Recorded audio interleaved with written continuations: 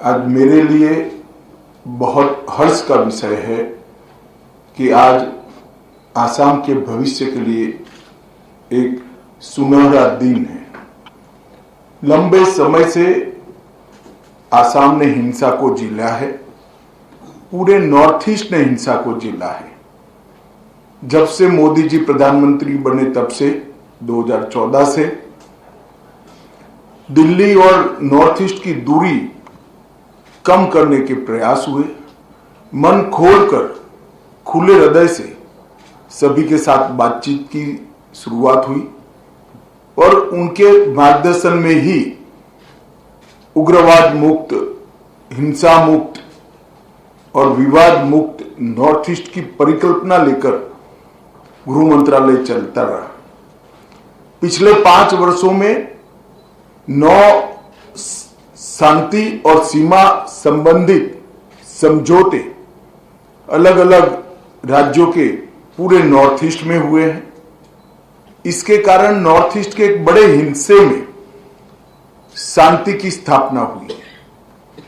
Record पर 9000 से ज्यादा काडर ने सरेंडर किया है और आसाम की मैं बात करूं तो 85% आसाम में से अब सपा को हटाया जा रहा है और आज भारत सरकार, आसाम सरकार और united liberation front of Assam ULFA, उसके बीच में जो ट्राई पार्टी समझौता हुआ है, इससे आसाम के सभी हथियारी ग्रुपों की बात को यहीं पर समाप्त करने में हमें सफलता मिल रही है।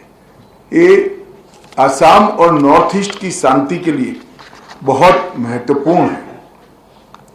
आज इस एमओयू के माध्यम से उल्फा के प्रतिनिधियों ने सभी हथियार और गोला बारूद को आत्मसमर्पण करने के लिए, सशस्त्र संगठन को भंग करने के लिए, कैडरों के कब्जे वाले सभी शिविर को अतिशीघ्र खाली करने के लिए और लोकतांत्रिक प्रक्रिया में शामिल होने के लिए, देश की एकता और अखंडता में सहभागी होने के लिए सबने सहमति दी है। ये मेरे लिए बहुत आनंद का विषय है। सिर्फ उल्फा के संघर्ष की बात करें तो करीब करीब 10,000 लोग उल्फा के इतने लंबे समय के संघर्ष में मारे गए और 1979 से लेकर अब तक इधर और साइड से जो भी मारे गए होंगे वो सभी इस देश के ही नागरिक थे। आज ये समस्या का संपूर्ण समाधान हो रहा है, इसका मुझे आनंद है। उल्फा के प्रतिनिधियों से बात कर भारत सरकार के द्वारा एक बहुत बड़ी अमाउंट का पैकेज और इसके साथ साथ ढेर सारे आसाम के विकास के प्रोजेक्ट को भी हमने स्वीकृति दी है। मैं आप सभी को विश्वास दिलाना चाहता हूं कि समझौते की एक एक बात का फुल स्टॉप कॉमा में टाइम बाउंड मैनर में अमल किया जाएगा और आपके विश्वास पर नरेंद्र मोदी सरकार खरी उतरेगी, ये मैं आपको विश्वास दिलाना चाहता हूं। मित्रों, आसाम की ही बात करें तो मोदी जी की सरकार बनने के बाद घटनाओं में 87% की कमी हुई, मृत्यु में 90% की कमी हुई है और अपहरण में 84% की कमी हुई है और अकेले आसाम में अब तक 7500 कैडर ने सरेंडर किया है और इसमें आज 700 की संख्या बढ़ जाएगी। तो अकेले आसाम में 8200 कैडर का सरेंडर होना ये आसाम के लिए शांति के नए युग का सूत्रपात है। समझौते जो हुए, समझौते से समाधान तक की पूरी यात्रा को मैं जरूर बताना चाहूंगा।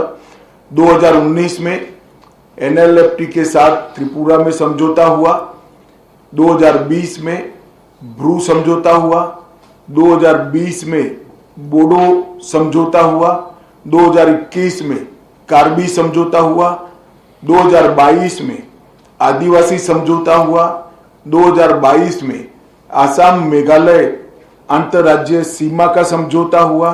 2023 में असम अरुणाचल अंतर्राज्यीय सीमा का समझौता हुआ। 2023 में दिमासा शांति समझौता हुआ और अभी 2023 में यूनाइटेड नेशनल लिबरेशन फ्रंट का समझौता हुआ और आज उल्फा के साथ समझौता हो रहा है। मैं मानता हूं कि पूरे नॉर्थ ईस्ट और विशेष कर आसाम के लिए एक शांति के नए युग की शुरुआत होने जा रही है। मैं आज उल्फा के सभी प्रतिनिधियों को हृदय से विश्वास दिलाना चाहता हूं कि आपने जो भरोसा भारत सरकार पर रखा है, भारत सरकार के गृह मंत्रालय की ओर से आपकी मांग किए बगैर ही इस सारी चीजों को पूरी करने के लिए एक टाइम बाउंड मैनर में प्रोग्राम भी बनाया जाएगा और हम गृह मंत्रालय के अंतर्गत एक कमिटी भी बनाएंगे जो असम सरकार के साथ रहकर ये पूरे समझौते को पूरा करने का प्रयास करें, समयबद्ध तरीके से पूरा। हमने बोडो के साथ किया या ब्रू के साथ किया या त्रिपुरा में किया, सभी समझौतों को 19 के बाद जितने समझौते हुए हैं हम समय से आगे हैं, कहीं पर समय से पीछे नहीं है। समय से पहले ही हमने समझौते की शर्तों को पूरा करने का प्रयास किया है।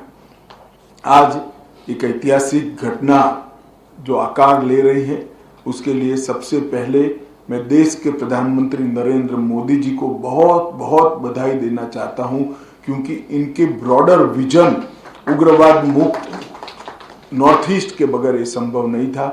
असम के मुख्यमंत्री, असम के अधिकारी, हमारे गृह सचिव, डीआईबी और उनके तहत काम करने वाली पूरी नेगोशिएशन करने वाली ऑफिसरों की टीम ने बहुत अच्छा काम किया है और इस समझौते में सबसे बड़ा यश अगर किसी को जाता है तो उल्फा के प्रतिनिधियों को जाता है, जिन्होंने बहुत बड़े मन के साथ ये समझौता किया है और विश्वास रखकर शांति की दिशा में आगे बढ़ने का फैसला किया है। मैं फिर से एक बार सभी को बहुत बहुत बधाई देना चाहता हूं और विश्वास दिलाता हूं कि समझौते की सारी बातें समयबद्ध तरीके से पूरी की जाएगी। आप सभी का बहुत बहुत धन्यवाद।